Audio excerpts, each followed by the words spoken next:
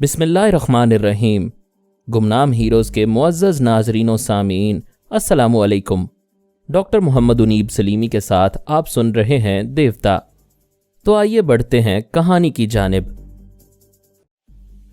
Armour بھائی، تم بہت اچھے ہو۔ میں تمہیں دماغ میں آنے دوں گی اور ان لوگوں سے کہوں گی کہ سانس روک کر تمہیں بھگا دیتی ہوں۔ ایسا نہیں کہوں گی تو وہ پارس کو مجھ سے ملنے نہیں دیں گے۔ تم جیسا بہتر سمجھتی ہو ویسا کرو۔ مجھے ایک مشورہ دو، کیا پارس کو آزمانا چاہیے؟ محبت آزمائشوں سے گزرتے رہنے کا نام ہے۔ صرف پارس ہی نہیں، دوسروں کو بھی کبھی زہر سے کبھی ذہانت سے آزماتی رہا کرو۔ ٹھیک ہے، میں ایسا ہی کروں گی۔ میں جا رہا ہوں، تھوڑی دیر بعد آؤں گا۔ آرمر نے ٹھیک آدھے گھنٹے بعد ماسک مین سے رابطہ کیا، پھر پوچھا، میں ابھی ماریا کے پاس جانا چاہتا تھا۔ وہ سانس روک لیتی ہے۔ تم لوگوں نے اسے میرے خلاف بھڑکایا ہے۔ ہم نے احتیاطاً ایسا کیا ہے تاکہ تم اسے ہمارے خلاف نہ بہکا سکو۔ بہرحال ہمیں تمہاری شرط منظور ہے۔ تم پاسکل کو ہمارے پاس بھیج دو، ہم ماریا کو یہاں سے روانہ کر دیں گے۔ افسوس، وہ شرط ختم ہو چکی ہے۔ ماریا کو بھی اب اپنے پاس رکھو۔ وہ حیرانی سے بولا، یہ کیا کہہ رہے ہو؟ آدھا گھنٹہ پہلے تم ماریا کا مطالبہ کر رہے تھے۔ اس وقت معلوم نہیں تھا کہ تم لوگوں نے ماریا کو ہمارا دشمن بنا دیا ہے۔ یہ جھوٹ ہے۔ ماریا کے مطالبے سے انکار نہ کرو۔ ہمارا پاسکل بوبا ہمارے حوالے کرو۔ تم سیدھے سادے آدمی ہو، ہیرا پھیری اور سیاسی چالوں کو نہیں سمجھتے ہو۔ بہتر ہے سونیا کے پاس جاؤ اور اسے مشورہ کرو۔ تمہارا یہ مشورہ معقول ہے۔ میں سونیا کے پاس جا رہا ہوں۔ 1 گھنٹے بعد تم سے گفتگو ہوگی۔ Good bye. آرمر نے پہلی بار جناب شیخ صاحب یا سونیا سے مشورہ کیے بغیر ماریا کے مطالبے سے انحراف کیا تھا۔ اپنی مرضی سے ایک اہم فیصلہ کیا تھا۔ دراصل وہ ماریا کے چور خیالات کو پڑھ چکا تھا۔ وہ روز ملاقات کرنے والے پارس کو آج آزمانے والی تھی۔ اس آزمائش کے نتیجے میں ماسک مین کی مشکلات بڑھنے والی تھیں۔ اس کے پاس ماریا کو مطمئن کرنے والی پارس کی دوسری ڈمی نہیں ہوگی۔ اگر ہوگی تو ماریا اسے بھی آزمائے گی۔ ان حالات میں وہ گلے میں ہڈی کی طرح اٹک جائے گی۔ ماسک مین اسے نگل سکے گا نہ اگل سکے گا۔ پھر کیا کرے گا؟ وہ یہی دیکھنا چاہتا تھا۔ سونیا نے یہ تمام باتیں سن کر کہا، شاباش آرمر، تم نے ماریا کے مطالبے سے انکار کر کے دانش مندی کا ثبوت دیا ہے۔ اب تم فوراً ماسک مین کے پاس جا کر اس بات پر زور دو گے کہ ماریا کو جسمانی یا دماغی نقصان نہ پہنچے اور نہ ہی اسے حبس بے جا میں رکھا جائے، ورنہ ماریا کا ایک ناخن ٹوٹے گا تو ادھر پاسکل بوبا کا پورا ہاتھ ٹوٹ جائے گا۔ ماریا کو صدمہ پہنچے گا تو پاسکل کو دماغی مریض بنا دیا جائے گا۔ وہ تھوڑی دیر تک سونیا سے داؤ پیچ سیکھتا رہا، پھر ماریا کے پاس آیا۔ ڈمی پارس اسے ملنے آیا تھا، اس سے پیار بھری باتیں کر رہا تھا۔ ماریا نے کہا، تم خواہ کتنی ہی محبت جتاؤ، اب وہ پیرس والی بات نہیں رہی ہے۔ اس نے پوچھا، پیرس میں کیا بات تھی؟ وہاں رکاوٹ نہیں تھی، تم مجھ سے ڈرتے نہیں تھے، گلے لگتے ہی بھاگتے نہیں تھے۔ اب تمہیں کیا ہو گیا ہے؟ وہ بولا، میرے اندر کا زہر نکال کر مجھے نارمل زندگی گزارنے کے قابل بنا دیا گیا ہے۔ ایسی حالت میں تمہارا زہر ناقابل برداشت ہوگا۔ یہ کیسا علاج ہے کہ تمہارا زہر ختم ہو گیا ہے اور میرا زہر ختم نہیں ہو رہا ہے؟ تم بچپن سے زہریلی ہو، تمہیں نارمل ہونے میں وقت لگے گا۔ میں ایک بات اچھی طرح سمجھتی ہوں، وہ یہ کہ میں ہمیشہ زہریلی رہوں گی اور پہلے کی طرح پھر تمہیں زہریلا بناؤں گی۔ ہماری پہلی ملاقات یاد ہے نا؟ میں نے ہلکا سا زہر تمہارے جسم میں پہنچایا تھا۔ تم زندگی اور موت کی کشمکش میں مبتلا ہو گئے تھے۔ میں نے تمہیں مرنے نہیں دیا تھا۔ آج بھی ہلکا سا زہر دوں گی، اتنا ہلکا سا کہ تم برداشت کر لو گے۔ نہیں، ایسا نہ کرنا، میں برداشت نہیں کر پاؤں گا۔ میں تمہاری برداشت کی حد کو پہلی ملاقات سے سمجھتی آ رہی ہوں۔ رفتہ رفتہ علاج سے میرا بھلا نہ ہوا۔ میں رفتہ رفتہ تمہیں اپنے برابر زہریلا بنا دوں گی، پھر تم میرے ساتھ ازدواجی زندگی گزارنے کے قابل ہو جاؤ گے۔ وہ باہیں پھیلا کر اس کے قریب آئی۔ وہ پیچھے ہٹ کر بولا، پلیز مجھ سے دور رہو، آج تمہیں کیا ہو گیا ہے؟ یہی میں پوچھتی ہوں، تمہیں کیا ہو گیا ہے؟ جب میں روز تمہیں پیار کرتی تھی تو تم میرے دیوانے بن جاتے تھے۔ ہسپتال کے ڈاکٹروں نے ہمیں ایک دوسرے سے دور الگ الگ کمروں میں رکھا تھا، پھر بھی تم چھپ کر میرے پیار کا زہر حاصل کرنے پہنچ جایا کرتے تھے۔ آج وہی تم ہو کہ مجھ سے دور بھاگ رہے ہو۔ میں بھاگتا نہیں ہوں، اس وقت کا انتظار کرنا چاہتا ہوں جب میری طرح تم بھی زہر سے خالی ہو جاؤ گی۔ پارس، میرے صبر کا امتحان نہ لو۔ جب سے میں ماسکو سے آئی ہوں تم مجھ سے بھاگے بھاگے پھرتے ہو۔ دن رات حسرت سے سوچتی ہوں کب مجھے سینے سے لگاؤ گے۔ آج ایک لمحے کے لیے، صرف ایک لمحے کے لیے گلے لگو۔ وہ آگے بڑھی۔ ڈمی سہم کر دروازے کی طرف جاتے ہوئے بولا، آج تم خطرناک ہو گئی ہو۔ یہاں آنے سے پہلے ایک افسر نے مجھے بتایا تھا کہ تم اصلی اور نکلی کو پہچاننا چاہتی ہو، اس لیے مجھے محتاط رہنا چاہیے۔ اگر تم فاصلہ نہیں رکھو گی تو میں چلا جاؤں گا، پھر بلاتی رہو گی تب بھی نہیں آؤں گا۔ اس کی آنکھیں غضبناک ہو گئیں۔ آرمر نے کہا، وہ تمہاری آنکھوں سے سہم کر بھاگ جائے گا۔ غصہ کرو گی تو عقل سے کام نہیں لے سکو گی۔ اس سے سچ اگلوانے کی کوشش کرو۔ ماریا نے نظریں جھکا لیں، پھر آہستہ سے کہا، ٹھیک ہے، ہمارے درمیان فاصلہ رہے گا۔ میں گلے لگنے کی ضد نہیں کروں گی، لیکن ہم ایک دوسرے کا ہاتھ تو تھام سکتے ہیں نا؟ وہ ہچکچانے لگا۔ وہ بولی، کیا ہاتھ پکڑنا بھی گناہ ہے؟ وہ حوصلہ کرتے ہوئے اپنا ہاتھ اس کی طرف بڑھاتے ہوئے بولا، تمہارے اندر واقعی زہریلی کشش ہے۔ میں تمہاری طرف کھنچا چلا آتا ہوں، تمہاری آنکھیں مجھے لوٹ لیتی ہیں، مگر یاد رکھو، ہاتھ پکڑ کر زبردستی کرو گی تو میں تمہارا ہاتھ توڑ دوں گا۔ تم نازک سی لڑکی ہو، مجھ سے زور آزمائی کی حماقت نہ کرنا۔ وہ اس کا ہاتھ تھام کر بولی، مجھے آج پتہ چلا کہ تم میری محبت کے صلے میں میرے ہاتھ بھی توڑ سکتے ہو۔ اتنی زحمت اٹھانے کی بجائے سچ نہیں بول سکتے؟ کیسا سچ؟ یہی کہ پہلے والے پارس کیوں نہیں ہو، مجھ سے سہمے ہوئے کیوں رہتے ہو؟ ایسی باتیں کرو گی تو ہاتھ چھڑا لوں گا۔ بہت دنوں بعد ہاتھ آئے ہو، اب تمہاری واپسی ناممکن ہے۔ اس نے ایک جھٹکے سے ہاتھ چھڑایا۔ ماریا اس حرکت کے لیے پہلے سے تیار تھی۔ اس نے خود ہی ہاتھ چھوڑتے ہوئے اس کی کلائی میں اپنے ناخنوں سے خراشیں ڈال دیں۔ ڈمی کو ہلکی سی جلن کا احساس ہوا۔ اس نے کلائی کو دیکھا، جلن بڑھتی ہی جا رہی تھی۔ وہ سرد لہجے میں بولی، میرے پارس ہو تو ان خراشوں کو برداشت کر لو گے، کیونکہ یہ بہت ہلکی سی خوراک ہے، اور اگر بہروپیے ہو تو تیزی سے بھاگو، جتنی جلدی ڈاکٹروں کی امداد حاصل کر سکتے ہو کرو، تمہارا خدا ہی حافظ ہے۔ وہ دونوں ہاتھ اٹھا کر چیخ مارتے ہوئے بولا، اگر مجھے کچھ ہوا تو میں تجھے زندہ نہیں چھوڑوں گا، میں تجھے۔ اس کی آواز حلق میں اٹکنے لگی۔ زہر کی تاثیر بڑھتی جا رہی تھی۔ آنکھوں کے سامنے اندھیرا چھا رہا تھا۔ تکلیف برداشت نہیں ہو رہی تھی۔ وہ لڑکھڑاتا ہوا دروازے تک آیا، پھر اسے کھول کر سیکیورٹی گارڈز کو آوازیں دینے لگا۔ الفاظ صاف طور سے نکل نہیں رہے تھے۔ اس کی پکار چیخ بن گئی تھی۔ ماریا کی رہائش گاہ کے اطراف میں سخت پہرا رہتا تھا۔ پہرا دینے والے دوڑتے ہوئے آئے۔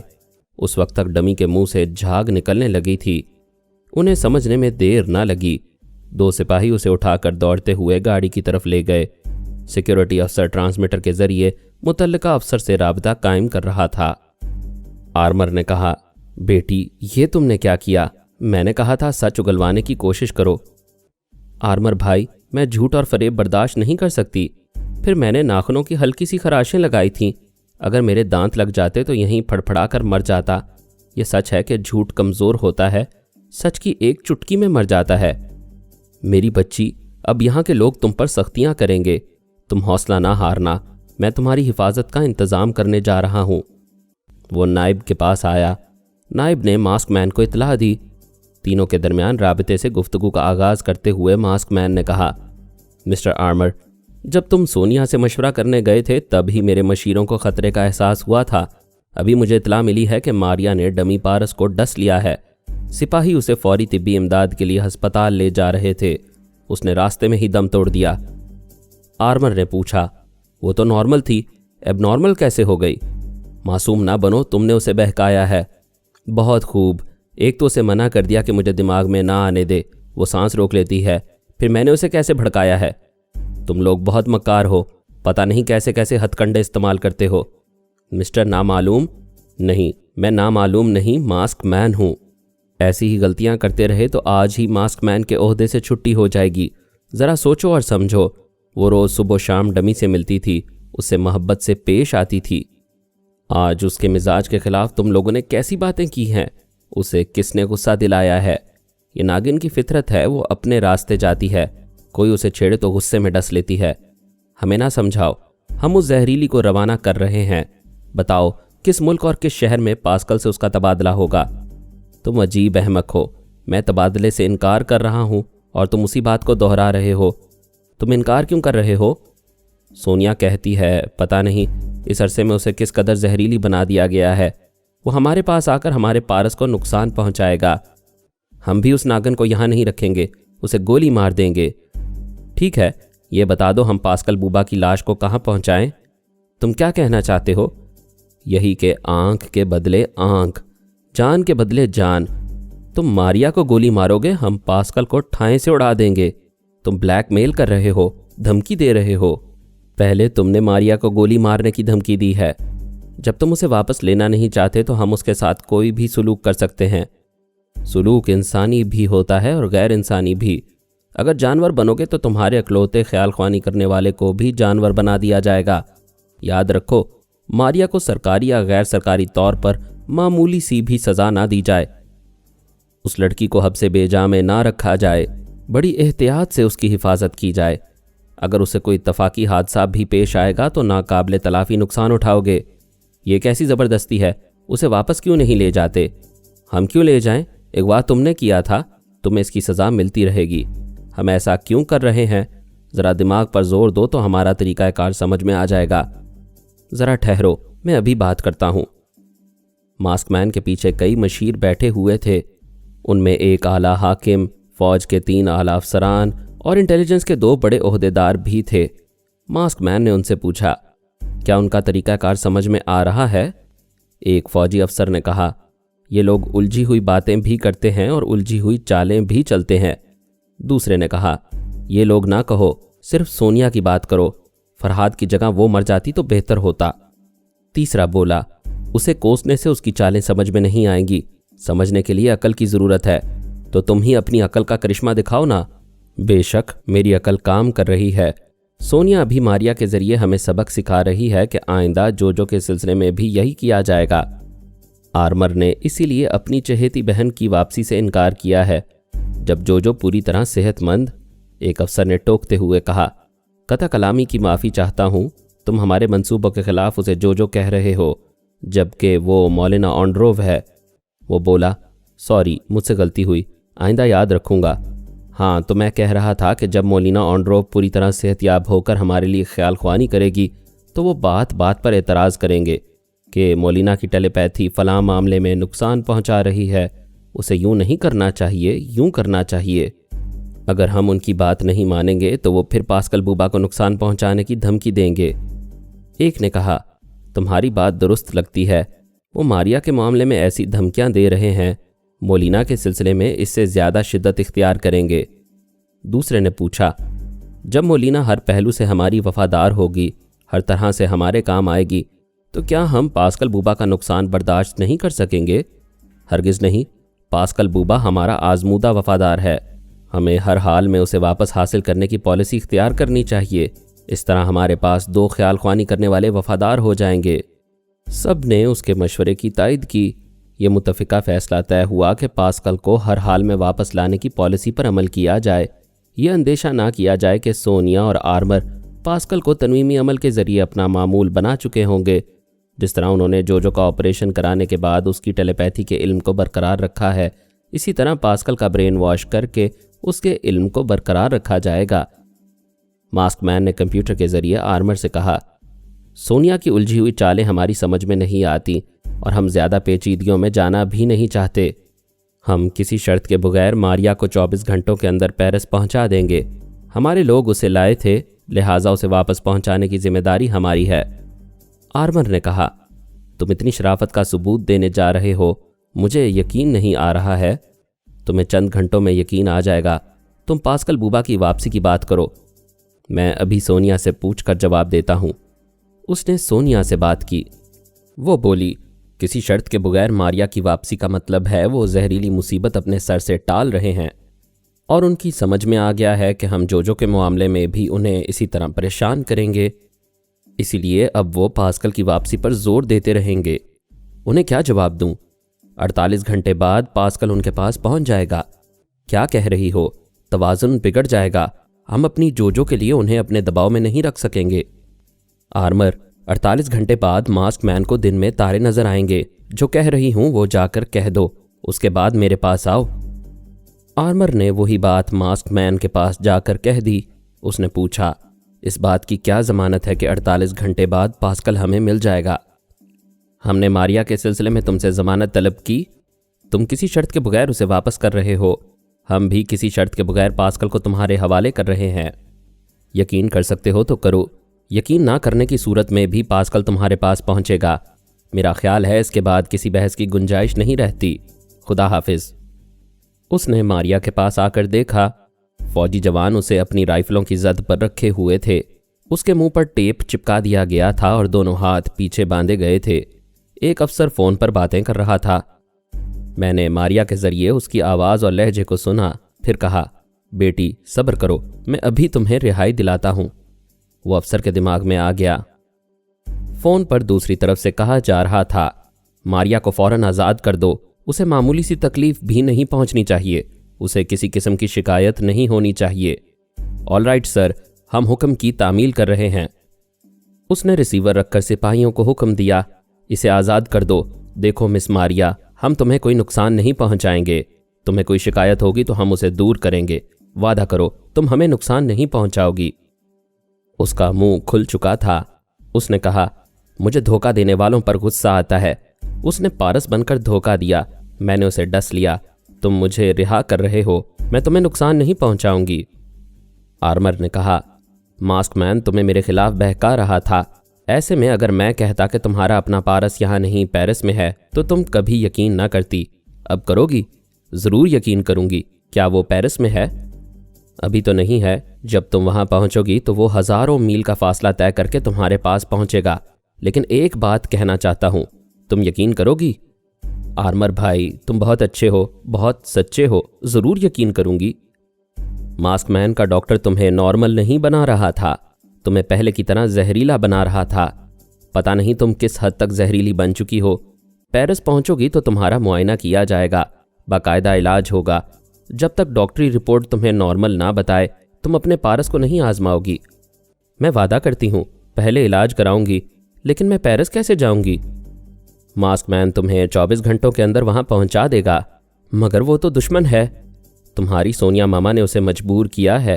ماسک مین کا جو خیال خوانی کرنے والا پاسکل بوبا تمہارے اغوا کا ذمہ دار ہے، اسے سونیا نے اغوا کر کے قیدی بنا لیا ہے۔ ماسک مین اپنے قیدی کو رہائی دلانے کے لیے تمہیں ہمارے پاس پہنچانے والا ہے۔ تم آرام سے رہو، میں پھر آؤں گا۔ آرمر نے سونیا کے پاس آ کر تمام باتیں بتائیں، پھر پوچھا، تم نے مجھے ابھی آنے کے لیے کیوں کہا تھا؟ وہ بولی، تم نے بتایا ہے کہ وہ اجنبی خیال خوانی کرنے والا علی تیمور اور اسونتی کے پاس بھی جاتا ہے۔ ہاں، میڈم کا دماغ پرائی سوچ کی لہروں کو محسوس نہیں کرتا، اسی لیے اسے میڈم کے پاس ہی جگہ ملتی ہے۔ رسونتی سے جا کر کہو جب بھی وہ آئے تو میرے پاس بھیج دے۔ آپ اس سے کوئی کام لینا چاہتی ہیں؟ اس نے میرا بڑا کام کیا ہے، علی اور اسونتی کو بھی سرحد پار کرایا ہے۔ ہم سے دوستی کی قسم کھاتا ہے، میں اس کی دوستی کی حد دیکھنا چاہتی ہوں۔ کیا جو کے معاملے میں اس پر کسی طرح کا اعتماد کرو گی؟ اسے آزمانے کی حد تک اعتماد کروں گی، تم جانتے ہو میں آخری داؤ سنبھال کر رکھتی ہوں۔ وہ علی کے پاس آیا، ماں بیٹے بابا صاحب کے ادارے میں پہنچ گئے تھے، خیال خوانی کی ضرورت نہیں تھی۔ ماں بیٹے چند قدم کے فاصلے پر اپنی رہائش گاہ میں تھے۔ اس نے کہا، ابھی سونیا سے میری بات ہوئی ہے، اس نے کہا ہے وہ اجنبی خیال خوانی کرنے والا تمہارے یا میڈم کے پاس آئے تو اسے سونیا کے پاس بھیج دیا جائے۔ میں رسونتی کے دماغ میں تھا، اس سے پیار کی کھٹی میٹھی باتیں کر رہا تھا۔ اس ادارے میں 2 دن سے اس کا علاج ہو رہا تھا، جس کے نتیجے میں دماغی توانائی حاصل ہو رہی تھی۔ وہ پرائی سوچ کی لہروں کو محسوس کرنے لگی تھی۔ ہم نے کوڈ ورڈز مقرر کر لیے تھے۔ میں نے آرمر کو دیکھتے ہی کہا، میں تھوڑی دیر کے لیے جا رہا ہوں، ورنہ وہ تمہارے دماغ میں آئے گا تو میری موجودگی کے باعث تم اسے محسوس نہیں کر سکو گی اور وہ ہماری باتیں سن لے گا۔ وہ بہت نیک آدمی ہے، پہلے میرے بیٹے کے ذریعے دماغ میں آنے کی اجازت حاصل کرتا ہے، پھر آتا ہے، اور اس وقت تو یہ سامنے موجود ہے، دماغ میں نہیں آئے گا۔ تم نہ جاؤ۔ اچھا تو یہ کہہ دو کہ تم پرائی سوچ کی لہروں کو محسوس کرنے لگی ہو۔ اس نے آرمر سے کہا، شاید وہ تھوڑی دیر پہلے آیا تھا، میں نے محسوس کرتے ہی سانس روک لی، اب آئے گا تو تمہارا پیغام سنا دوں گی۔ میں نے 15-20 منٹ کے بعد علی تیمور کو مخاطب کیا۔ اس نے پوچھا، کون ہے؟ میں نے کہا، میں ہوں، جس کے لیے تم لوگوں کے دلوں میں ذرا سی بھی جگہ نہیں ہے۔ اب تو تمہاری ماما بھی سانس روکنے لگی ہیں۔ اس نے جواب میں کہا، یہ اندازہ مشکل ہے کہ تم کتنے بے شرم ہو، ہم بھگاتے ہیں اور تم بار بار چلے آتے ہو۔ نالائق، اپنے باپ کو بے شرم کہتے ہوئے شرم نہیں آتی؟ وہ ناگواری سے بولا، ذرا سامنے آ کر خود کو باپ کہو، میں ایک ہی ہاتھ میں تمہارے باپ دادا تک تمہیں پہنچا دوں گا۔ جب دیکھ رہے ہو کہ ہم تمہارے فرہاد بننے کے فریب میں نہیں آ رہے ہیں تو کوئی دوسری چال چلو یا ہمارا پیچھا چھوڑ دو۔ اچھی بات ہے، میں جا رہا ہوں، اب کبھی نہیں آؤں گا۔ وہ جلدی سے بولا، ارے ٹھہرو، ابھی نہ جانا، تم سے ایک کام ہے۔ بہت خوب، ذلیل کر کے بھگاتے بھی ہو اور مجھ سے کام بھی لینا چاہتے ہو، زیادہ اکڑ نہ دکھاؤ، کام ہمیں نہیں ہے، سونیا ماما تم سے بات کرنا چاہتی ہیں۔ کیا بات کرنا چاہتی ہیں؟ میں نہیں جانتا، اگر ماما کے پاس ہوتا تو انہیں مشورہ دیتا کہ تمہارے جیسے پاگل سے کوئی کام نہ لیں۔ اچھی بات ہے، میں جا کر تمہارا مشورہ سنا دیتا ہوں۔ میں نے سونیا کے پاس آ کر کہا، میں وہی ہوں جسے تم لوگ ضرورت کے وقت جوتے کی طرح پہنتے ہو، پھر اتار کر کمرے کے باہر چھوڑ دیتے ہو تاکہ قالین گندا نہ ہو۔ وہ مسکرا کر بولی، اس سے بہتر تمہاری تعریف نہیں ہو سکتی۔ اگر تم لوگوں سے دل اور خون کا رشتہ نہ ہوتا تو میں تھوک کر چلا جاتا۔ ارے تم تو ناراض ہو گئے، پہلے تو اپنی سونیا کے مذاق کا جواب مذاق سے دیا کرتے تھے، آج غصہ کیوں آ رہا ہے؟ کیا تم فرہاد نہیں ہو؟ میں نے حیرانی سے پوچھا، تم مجھے فرہاد سمجھ رہی ہو؟ کیا سچ مچ فرہاد سمجھ رہی ہو یا مذاق اڑا رہی ہو؟ نہیں فرہاد، تمہارے جانے کے بعد مجھے غلطی کا احساس ہوا، لیکن غلطی کا دکھ کم ہوا، خوشی بے حد ہوئی کہ تم میرے لیے زندہ ہو۔ میں دشمنوں کی بھیڑ میں تنہا نہیں ہوں، میری خوش نصیبی پھر تمہیں میرے پاس لے آئی ہے۔ میرے لیے اس سے بڑی خوشی اور کیا ہوگی کہ تم نے میرے وجود کو تسلیم کر لیا ہے۔ سب تمہیں مانتے ہیں، اس طرح سب مجھے مان لیں گے، لیکن تمہیں میری حیات نو کا یقین کیسے آیا؟ تم نے میسیڈونیا میں یہودی تنظیم کے مسلح افراد کو تنہا ٹھکانے لگایا۔ میں نے سوچا تم سپر ماسٹر کے اعلی کار ہو، مجھے متاثر کرنے کے لیے تم نے یہودی کو ہلاک کیا ہے۔ پھر آرمر نے بتایا کہ تم نے سپر ماسٹر کے خلاف علی اور رسونتی کی مدد کی، انہیں سرحد پار کرائی، یہ بہت بڑا کارنامہ ہے۔ تب یہ خیال پیدا ہو سکتا تھا کہ تم ماسک مین کے اعلی کار ہو اور ہمارے دلوں میں جگہ بنانے کے لیے یہودی تنظیم کے افراد کو قتل کر رہے ہو اور سپر ماسٹر کے خلاف ہمارے کام آ رہے ہو۔ لیکن میں خود ماسکو سے آئی ہوں، یہ اچھی طرح جانتی ہوں، فی الحال ماسک مین کے پاس ایک بھی خیال خوانی کرنے والا نہیں ہے۔ اس طرح یہ ثابت ہو گیا کہ ہمارے دشمنوں سے تمہارا کوئی تعلق نہیں ہے۔ میں نے خوش ہو کر کہا، واہ سونیا، تم صحیح معنوں میں ذہین ہو۔ یہ تو ہو گیا کہ میں دشمن نہیں ہوں، لیکن تم نے مجھے فرہاد کیسے مان لیا؟ وہ شرمانے لگی، اس کی سوچ کہہ رہی تھی، جب تم پہلی بار میرے دماغ میں آئے تب سے تمہاری آواز اور لہجہ چپکے چپکے میرے دل میں دھڑکتا آ رہا ہے۔ میرا دل سرگوشی کرتا تھا کہ تم فرہاد ہو اور میں خامخواہ جھٹلاتی رہی، لیکن دل نے ہار نہیں مانی، میں ہی ہار گئی۔ وہ ایسے رومانوی انداز میں کہہ رہی تھی کہ میرا دل لوٹ پوٹ ہو رہا تھا۔ میں بھول گیا کہ وہ زمانے بھر کی مکار ہے، مجھے فرہاد تسلیم نہیں کیا جا رہا تھا۔ وہ میری اسی کمزوری سے فائدہ اٹھا کر فرہاد تسلیم کر کے مجھے الو بنا رہی تھی۔ اس وقت خود کو فرہاد منوانے کی خوشی میں یاد نہیں رہا کہ سونیا سے پالا پڑا ہے۔ میں نے کہا، سونیا تم نے مجھے جیت لیا ہے، مجھے اپنے پاس بلا کر تم نے میری حیات نو کو تسلیم کیا ہے۔ کیا ہی اچھا ہوتا اگر تم علی سے بھی کہہ دیتی کہ میں اس کا باپ ہوں۔ وہ بولی، اتنی جلدی کیا ہے، ابھی میں نے تسلیم کیا ہے، میرے بعد تم پارس کے کام آؤ، اپنی بہو جوجو کو ماسک مین کی قید سے نکال لاؤ۔ ہماری فیملی میں ایک پارس رہ گیا ہے جس کے تم ابھی تک کام نہیں آئے ہو، جوجو کو یہاں لے آؤ گے تو پورا خاندان تمہیں اپنا ماننے پر مجبور ہو جائے گا۔ میرے نقطۂ نظر سے وہ معقول بات کہہ رہی تھی اور اپنے نقطۂ نظر سے مجھے قربانی کا بکرا بنا رہی تھی۔ پہلے اس نے مجھے جوجو اور ماریا کے حالات بتائے، پاسکل بوبا کے بارے میں تفصیلات بیان کی، پھر کہا، ماسک مین سے وعدہ کیا گیا ہے کہ پاسکل بوبا کو 48 گھنٹوں کے اندر ماسکو پہنچا دیا جائے گا۔ 3 گھنٹے گزر چکے ہیں، 45 گھنٹے رہ گئے ہیں، یہ تمہارے لیے بہت ہیں۔ تم پاسکل کے دماغ میں جا کر اس کی تمام ڈھکی چھپی باتوں کو معلوم کر سکتے ہو، اس کی چال ڈھال اور بولنے کے انداز کی نقل کر سکتے ہو۔ سونیا تم ہمیشہ سے زبردست چالیں چلتی آئی ہو، میں پاسکل کا رول ادا کر سکتا ہوں۔ اصل پاسکل کو ہماری قید میں رہنا چاہیے، جوجو کی سلامتی کے لیے اسے یرغمال بنا کر رکھنا چاہیے۔ ویسے ہمیں اس منصوبے پر نظر ثانی کرنی چاہیے، اس کے ہر پہلو پر اچھی طرح غور کرنے کے بعد عمل کرنا چاہیے۔ ٹھیک ہے، تم اچھی طرح غور کرو، اس سے بہتر تدبیر سوچ سکو تو مجھے خوشی ہوگی۔ بتاؤ پھر کب تک آ رہے ہو؟ میں 2 گھنٹے بعد آؤں گا۔ میں پھر آنے کا وعدہ کر کے اس کے دماغ سے نکل گیا۔ مجھے بعد میں پتہ چلا کہ آرمر بھی اس کے دماغ میں تھا۔ میرے جانے کے بعد سونیا نے آواز دی، فرحاد کیا تم چلے گئے؟ آرمر اس کے دماغ سے نکل گیا۔ پھر چند سیکنڈ کے بعد دوبارہ دماغ میں جا کر بولا، میں آرمر ہوں، میرا خیال ہے وہ بہروپیہ فرحاد جا چکا ہے۔ ہاں وہ چلا گیا ہے۔ سونیا، میں سوچ بھی نہیں سکتا تھا کہ تم اس بہروپیہ کو فرحاد تسلیم کر لو گی اور اسے پاسکل بوبا کا رول ادا کرنے کو کہو گی۔ وہ ہنستے ہوئے بولی، کیا میرا دماغ خراب ہے کہ میں فرحاد کو زندہ تسلیم کروں گی؟ اگر وہ نیم پاگل خیال خوانی کرنے والا ہے اور فرحاد بن کر خوش ہوتا ہے تو میں اسے خوش کر کے اپنے اشاروں پر نچاؤں گی، اور اگر وہ چلاک ہے اور ہمارے کسی دشمن کا آلائے کار ہے تو میں اسے ماسک مین کے پاس پہنچا کر وہاں سے واپس نہیں آنے دوں گی۔ اسے پھانسوں گی تو اس کے پیچھے چھپے ہوئے دشمن ظاہر ہوں گے اور یہ قربانی کا بکرا ہمارے بہت کام آئے گا۔ اب یہی میری حیثیت رہ گئی تھی۔